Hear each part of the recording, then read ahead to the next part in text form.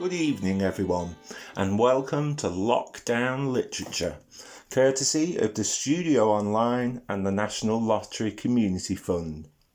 You are about to listen to a selection of audio stories gathered together during the COVID-19 lockdown from both the adults and children's write-on sessions. So relax, settle back, and enjoy a selection of writing from some of the finest creative minds at the studio.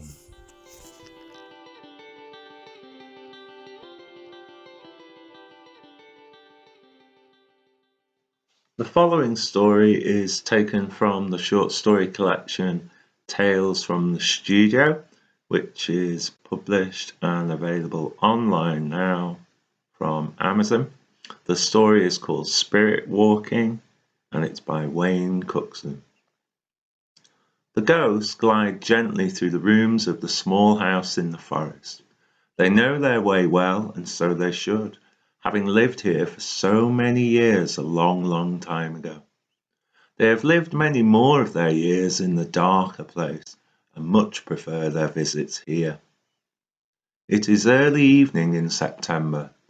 The darkening red sky bakes the rear of the house with a shimmering glow as the sun slowly sets.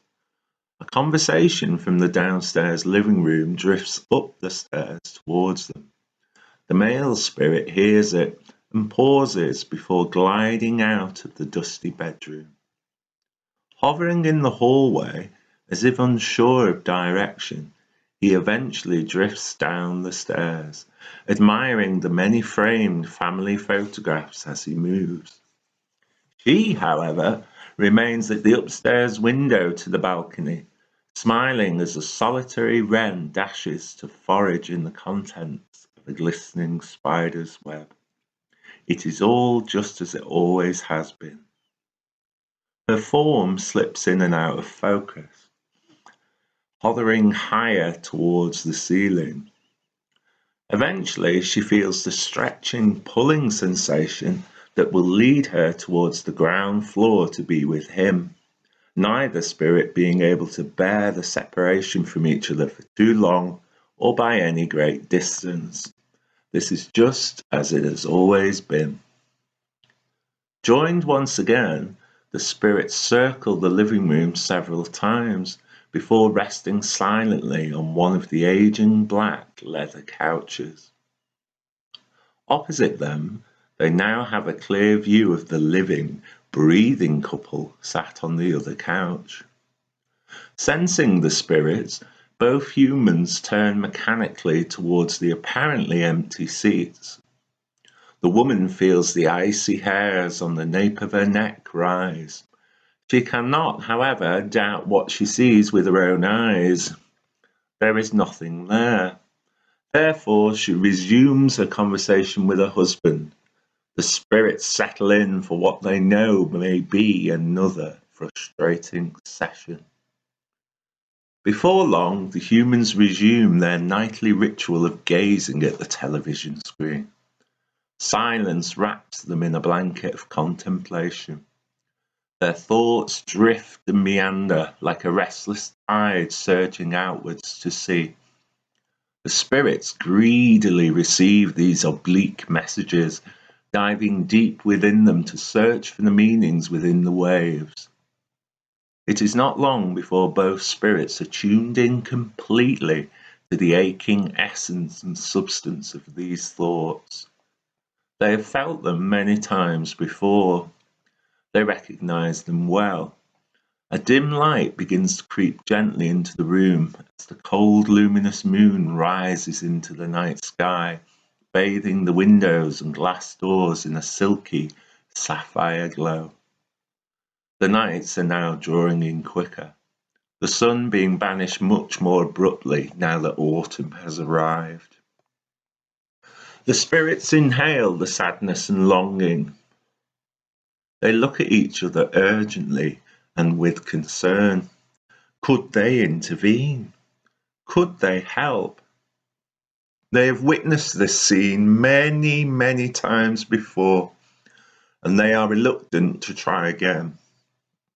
They have seen the snatched glances of desire and watch them just as quickly hidden away again. They know the humans appear frightened to show any outward hope or passion. What are they so afraid of? Could they not see the obvious? Had their love really grown this stale? Without warning, one of the ghostly forms begins to gravitate upwards off the couch towards the ceiling. Its partner makes a desperate attempt to pull it back down, but knows it is futile. Within seconds, he is hovering above the male human, who seems only vaguely aware of the presence. He does, however, jerk suddenly as the spirit forces itself down and into his body. A bright, blinding flash flickers before his eyes for a second, dismissed just as quickly as being a mere visual distortion. He blinks his eyes quickly, 3 times before settling again. His wife briefly glances before returning her gaze to the television. Now that he is inhabiting the human, the spirit takes a moment to appreciate its new bodily surroundings.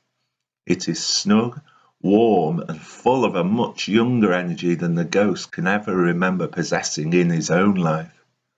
The blood is racing, the heart pounds steadily. The spirit feels energized, but forces itself to stay focused on the mission. With great effort and care, the spirit begins to slowly will the body to move its fleshy hand. The spirit's partner watches on anxiously from the other side of the room, secretly hoping that this attempt may be successful. Inside the body, the ghost imagines the hand lifting slowly and reaching across for the female human's hand. It pictures the hand gently caressing and enfolding her fingers within its own. The spirit is pushing as hard as it can, using nearly all of its energy in the process.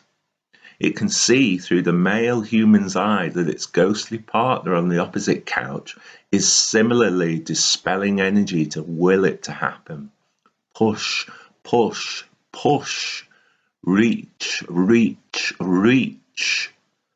Sadly, though, it soon becomes clear to the ghost that the man is not going to perform this simple action tonight. If he only knew how important it was. If he only knew how much his partner desired it.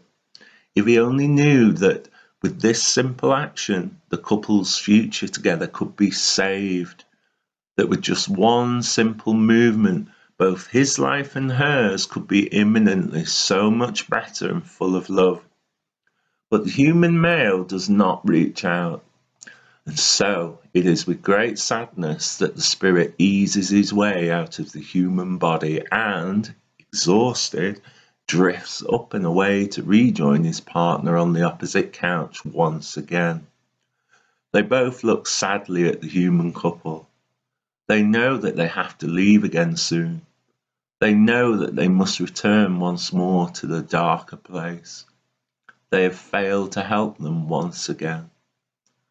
Gradually, and with one last look around their old home, the ghostly couple rise off the couch and drift towards the ceiling. They both sadly gaze at the bodies of their former selves before gracefully sliding out of the living room.